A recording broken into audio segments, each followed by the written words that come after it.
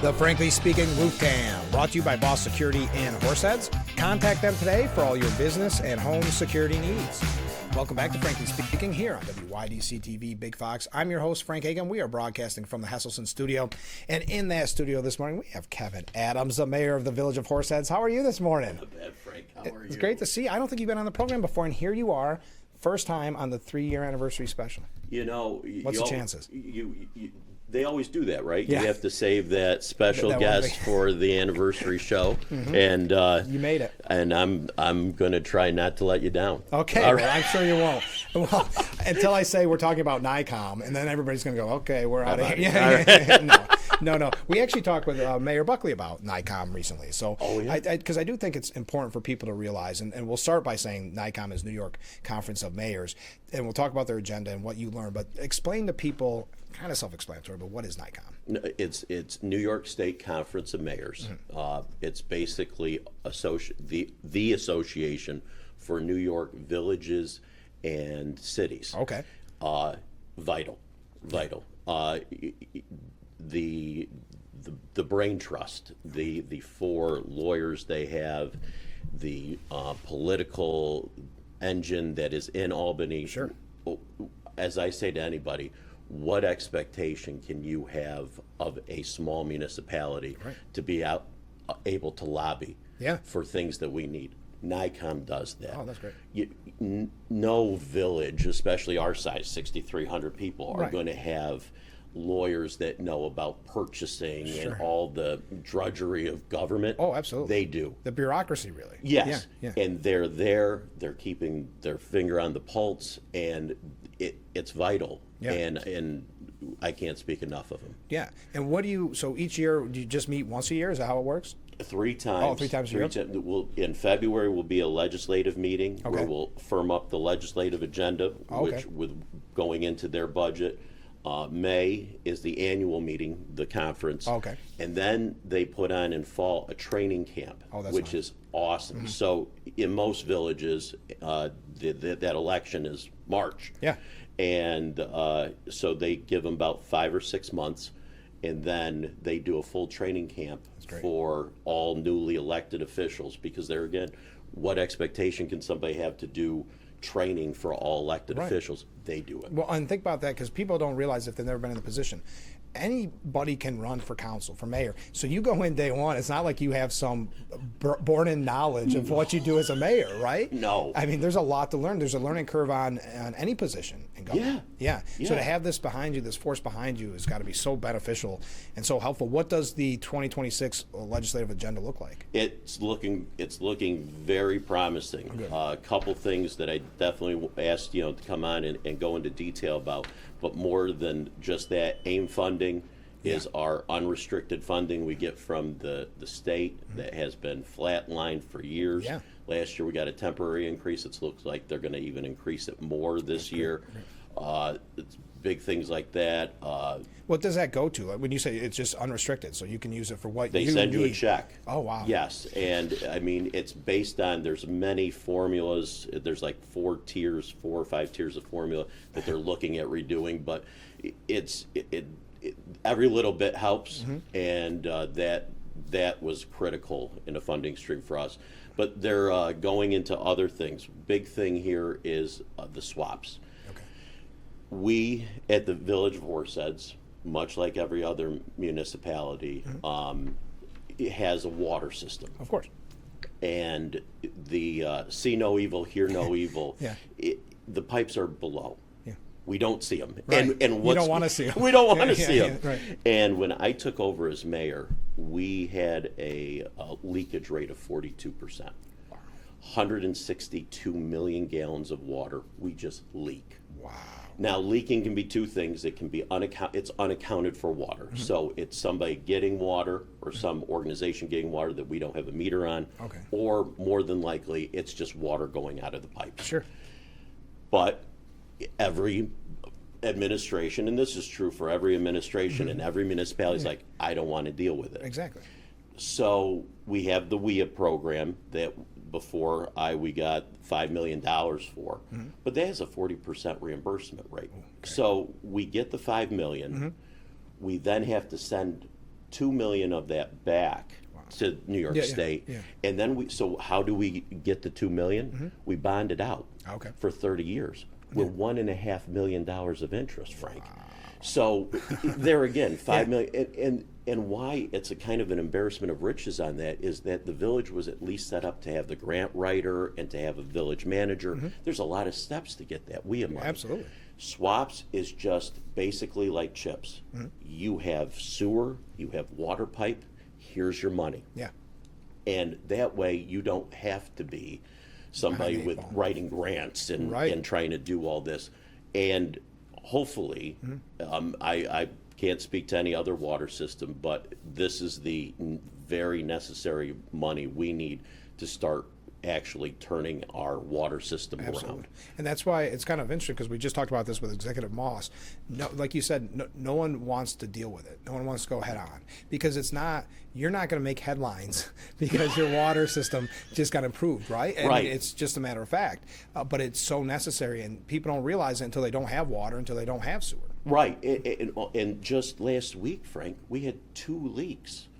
One in Hanover Square, a 10-inch main. Oh, wow. And we had a 6-inch just further down, probably about a half a mile down from that. Wow. And there again, we have the best 4 people on the planet, in my opinion. They're down in a hole. They're turning off the water. They're getting, but what are we doing? We're putting a sleeve around it. Exactly. That's not a permanent fix. No. But that's the best we can do. And those sleeves are not not cheap either. No.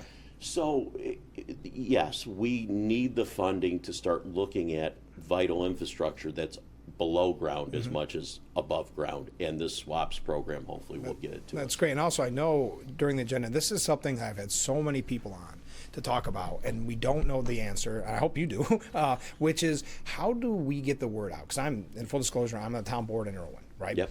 And our first goal, probably started last year, was to just get a flyer out, or just because people don't know what's going on at their town halls or city halls or village halls. So how does, when you look at NICOM, or how have you dealt with it directly to get that information out to your residents? Newsletters. We do a very thick newsletter, not cheap, spend about $20,000 a year, but it's 8 pages at least 3 times a year, and it's vital. And there's just stuff we can't put into sound bites. Exactly. There's stuff we can't put in Facebook posts. But I think to kind of relate this problem with water system, it draws me back to when the corrections officers went on strike. Right. And that's when, shame on me for starting to notice the unsafe work conditions. And when I started to see the videos, and then I said, wait, this is happening behind a brick wall, that's behind a fence, that's got razor wire on it. That you don't want to see back there. Right. That's the whole, You're taking this out of our society and putting it away. Yeah. We need the reverse of that. We need to, the only way I truly had appreciation for our corrections, I knew that they were vital. Of course. But I didn't know what they were doing on a daily basis. Exactly. I saw it. And that's that's when there's a leak, I'm there, I'm recording the water gushing out. Right. It starts with a visual, and it just starts, how can anything happen without awareness? Yeah. Exactly. And we need to bring awareness to and it. Transparency too. I mean, a lot of it's awareness, so that people know what's going on. Something as simple as, a brush cleanup, or the things that they don't know the answer to. And some of our residents, there are a lot of residents that aren't computer savvy. So just going to Facebook all the time, it's nice. I'm not saying don't do it, but that's why the newsletters and they're so vital. And people say, "Oh, just throw them out." I bet you there's a lot of people that sit down and read them. I know. I look at our newsletter. We have a smaller newsletter, but we do a quarterly, and stuff I'm learning, and I'm in behind the scenes, right? and there again, there's not a medium that covers 100%. No.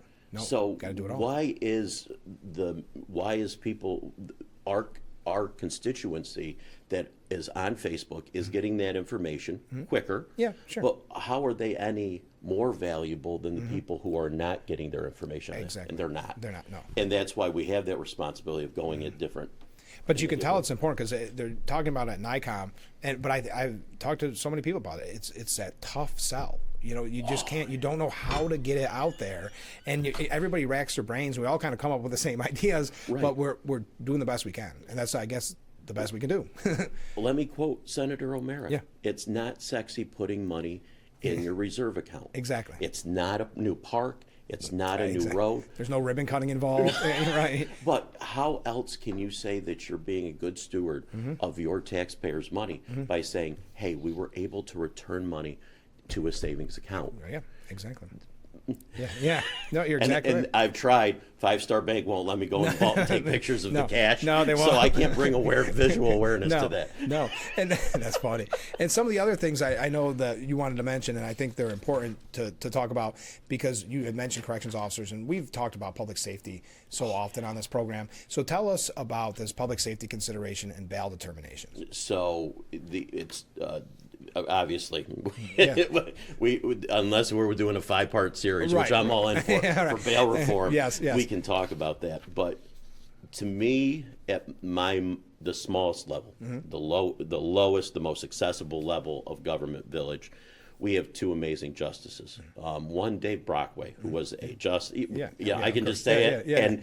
You know, the guy who swore me in as mayor, who swore me in 20 years before that, is on the youth court. Isn't that funny? Come on, that's cool. Come on. Yeah. We've taken away all of the one thing that a judge should have is discretion. Right? Isn't discretion. that the name of their job? What else is there? What are you voting on a judge for if it's not discretion? And that has been removed. Yeah. And that is where the public safety comes in. And NICOM is looking at that. Senator O'Mara is putting up the Protect Act that the village proudly did a supporting resolution for, where it's just common sense things, assessments on how dangerous is this person, right, and returning sensibility back to the judges. Yes, to the judges and to the community. I mean, that's what this is all about. Those judges are a part of your community. They know what's best for the community. Yes, and as I've told everybody, the good news about judges are they're not politicians. Exactly. They're the furthest away. I know. And so be okay with that. Yeah. Be okay that it's not a politician deciding who's good and who's not. Exactly. But let them decide, Frank. And NICOM has been great in championing that cause, and we're trying to do everything possible on that. Well, and that's why I'm glad you come on, because obviously you're the mayor of the village of Horseheads, but this really affects our communities, Chemung County, Steuben County, everybody in our visiting range. Yeah, that's what's amazing. Yes, and you know, you can see it just go from Horseheads to Elmira Heights. Yeah. It's just as far as our frequent flyers. It's a small percentage of people, but they take a lot of the public services from everyone who's contributing in them with the taxes. Of course. Well, that's why I'm glad you could join us for NICOM. Let's change up a topic a little bit, because everybody's saying, I really like your tie. That's what everybody's saying. I can tell already. Yes. So tell us about the tie. Why did you decide to be all in the St. Patrick's Day mode? Well, you know, green is always been my favorite color. Okay. And you know, Thursdays are green day. No, that's a lie. See, I've always said, Frank, don't trust my words, trust my actions. Okay, good. But no, it's the St. Patrick's Day. Of course, everybody knows Horseheads and St. Patrick's Day. Are you guys ready for it? Yes. Yeah. Yes, they are ready for it. And why I say they is this group of people. We, as the village, you know, will have the road crews and recreation to close it, but the planning, that is 50 weeks to do this, is all done by a group of volunteers, and couldn't be more excited. And I talk about the fragility of it, right? If they stop doing it, we can't take it over. I know. So we owe this group, and I owe them to promote it as much as possible. And yes, 2 p.m. Main Street of the village of Horseheads. We're going to be there. They got 3 bagpipe groups this year. Okay. From Gates and from all around. So, it is going to be a St. Patrick's Day thing. And just because I knew it was your third, this is the anniversary, I came bearing gifts. Okay, all right. And I'm going to, here you go. Good. Here, and add it to my collection. Well, we got to give you one of each. Okay. Because, you know, St. Patrick's Day can't just be distilled down into one St. Patrick's Day rubber ducky. So I bring the St. Patrick's Day to you. That's funny. I will add it to my. I wish I knew. I would have it handy. I'll add it to my Sheriff Schramm. Oh, we got them all now. Okay, that's it. Well, I mean, my 3 ducks are more colorful than his. I do. I can't. If he's watching, I can't make. Okay, that's fine. I want to use my discretion. I'm not running for judge. No, that's true. That's true. But everything's good in Horseheads? No, things are going great. Just NICOM champions some real sensible things, and just it seems it. And one of the other things, Frank, I wanted to push is the retiree cap. Okay. So right now, you retire from New York State, you're eligible for your pension. Yeah. New York State says only $35,000. Every dollar you make past $35,000, while you're receiving your pension from a municipal system, we take $1 back. Okay. So we have, as everyone, this is something that goes private and public. We have the huge gap in our workforce. Yeah. And we have these people that have this amazing decades of experience who want to work, and we have to max them out at 35,000. NICOM, myself, all the associations in New York State really want to just ask for a small little move of 15,000. Yeah. Want to get that cap to 50, so that people that can work those 3 days a week or something like that should just bridge it. We're not taking away a job. We would gladly hire somebody and bring them in, but they're not there. They're not there. So one of the things that they're championing is moving that cap from 35,000 to 50, which is going to be vital in us retaining retirees who are retiring at a record amount, and we still need to fix water pipes. I know, exactly. Well, that's great. I'm glad that you could tell us so much about NICOM this morning. Thank you again for the gifts. I got to show them. We're ready for St. Patrick's again, 2 o'clock on Saturday. Kevin, thanks for giving us so much time this morning. Let's do this again soon. I appreciate it, Frank. Thanks for being on the 3-year anniversary. Woo! 3 years, Frank. All right. Stay with us. We'll be right back with Frankly Speaking after this.